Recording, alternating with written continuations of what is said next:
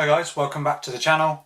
So today I'm going to be doing a pretty sizable comparison between the Motorola G10, G30, G9 Play and G8 Power. Now all of these phones I've done separate reviews, camera tests and all that sort of stuff as well, so be sure to check those out too. But this is just going to be a quick side-by-side comparison, going through the specs including the performance, the cameras, the build and all that sort of stuff. So if you're interested, stick around. And if you like what you see, hit that subscribe button. So let's get to it.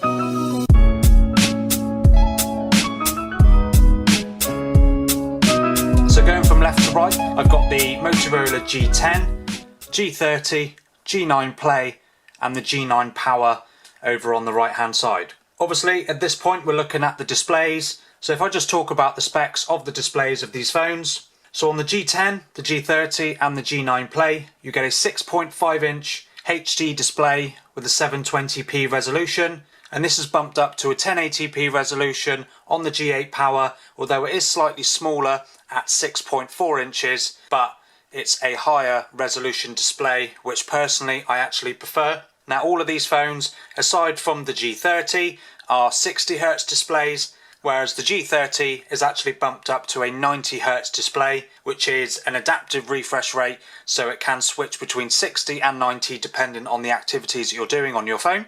And as you can see, all of these displays are pretty edge to edge. You have got a bit of a chin on all of the phones, although the G8 Power over on the right definitely has the smaller chin of the four.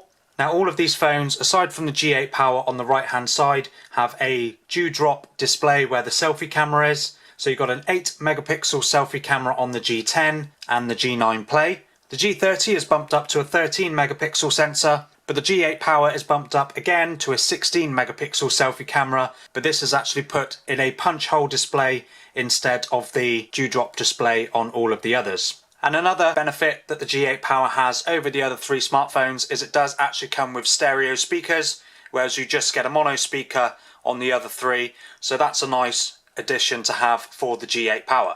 So if we flip the phones over to have a quick squint at their designs from the back, as you can see they're all different colours and slightly different designs in terms of their colour and materials. On the left you have the G10, which is in the what they call Sakura Pearl colour, and it's a plastic matte finish, but you do get this sort of wave textured back to it, which does make it a little bit more grippy in the hands when you're using it without a case. The G30 is in dark pearl, which again is a matte finish, and it's a smooth matte finish, which is still nice to hold. Both the G9 Play and the G8 Power come with a glossy back, and as you can see by the G9 Play, it's a very dark blue colour, very similar to the iPhone 12, although this is a much deeper and more saturated blue. And then on the right, again, you get a more bluey, turquoisey colour on the G8 Power, but I don't know if the camera picks it up. I'll see if I can.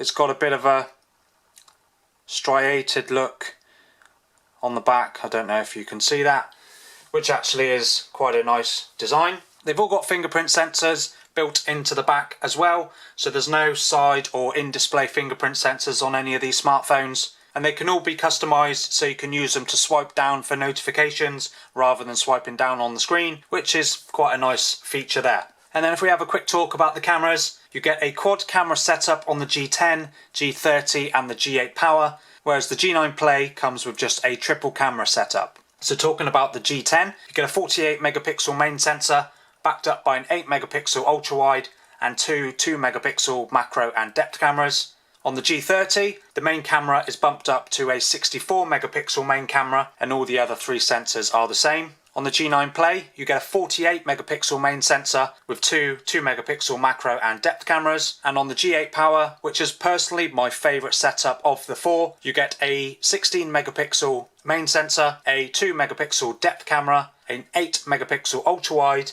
but then you also get an 8 megapixel telephoto camera, which is almost unheard of on budget phones these days. So in terms of the versatility of the camera setups, I actually definitely prefer the G8 Power. And in terms of picture quality from all of these phones, they're all pretty comparable. In daylight, they all produce decent photos with good detail, good colour. I've done more in-depth reviews on the cameras in separate videos, so be sure to check those out. But one thing that the G10, G30 and G9 Play have over the G8 Power, unfortunately, is the G8 Power does not come with any night mode on the main camera, so it does suffer considerably more in low light than the other three phones. In terms of the battery, you get a 5000 mAh battery on all of these phones, and they all, aside from the G10, support 15 watt fast charging, whereas the G10 is unfortunately restricted to just 10 watts. So you will be looking at quite a while, at least 2 hours, before you can fully charge your G10 from 0 to 100%. So I've used all of these phones as my daily phone for a number of days, and battery life on all of these phones is absolutely amazing. Easily got through a full day, and if you're a pretty light user, you can definitely get through too. One instance where I was using the G30, I took it off charge on a Friday morning when I went to work, and I didn't have to charge it again until the Sunday evening. So that particular instance of using the G30, the battery life was absolutely incredible. So let's talk about performance. Now this is where the G30, G9 Play and the G8 Power have the advantage over the Motorola G10. So the G30 and the G9 Play both come with a Snapdragon 662 processor, which is a slightly improved version of the Snapdragon 665 that you do find on the G8 Power. But to be honest, performance between those three phones is pretty comparable. And if you're going by the benchmarks, then the scores are negligible. Unfortunately, on the Motorola G10, you are restricted to just a Snapdragon 460 processor. So if you're someone that does a reasonable amount of gaming, I would definitely suggest picking one of the other three phones over the G10. But don't get me wrong though, the G10 is perfectly fine using it as a daily phone, scrolling through social media, internet, watching a bit of video and doing a bit of photography. So in real world use for most people, the G10 is absolutely fine. Now all of these phones are running 4GB of RAM and 64GB of internal storage on all but the G30, which has doubled to 128GB. There is in fact a 6GB of RAM option for the G30 as well, which does still come with 128GB. But if 64GB of storage is not enough for you, then you can in fact add a micro SD card to all of these phones to expand your storage. And just quickly before I wrap this video up, so as you can see, all four of these phones are using the freshest version, Android 11, so you're up to date with all of your software. And for those of you that are interested, these are the Geekbench 5 scores, and as you can see, that the G10 does fall behind the others that are running the Snapdragon 600 series processors, but in real world use, for an average user, if you're just someone that uses the phone to make calls, texts, bit of social media, watching videos, then the G10 is going to be absolutely fine. And opening Geekbench, you can see a bit better the dewdrop displays on those three, the G10, G30, G9 Play, and then of course the hole punch cutout on the top left of the G8 Power. So that's my quick comparison between these four Motorola phones. An honourable mention for definite is the G9 Plus, which I reviewed a few months back. That one is probably one of my favourite phones that I've reviewed and used, period.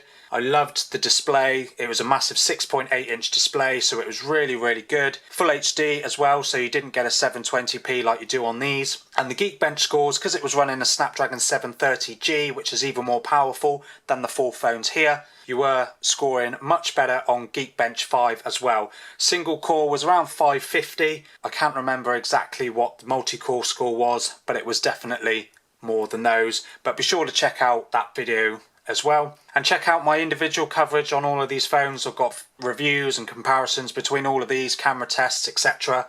So be sure to check those out as well. And don't forget to subscribe to the channel if you like what you see. There will be more comparison videos, camera tests, battery tests, all that sort of stuff. So if that's the sort of stuff that you're into, subscribe, turn on the notification bell, and I'll see you in the next one.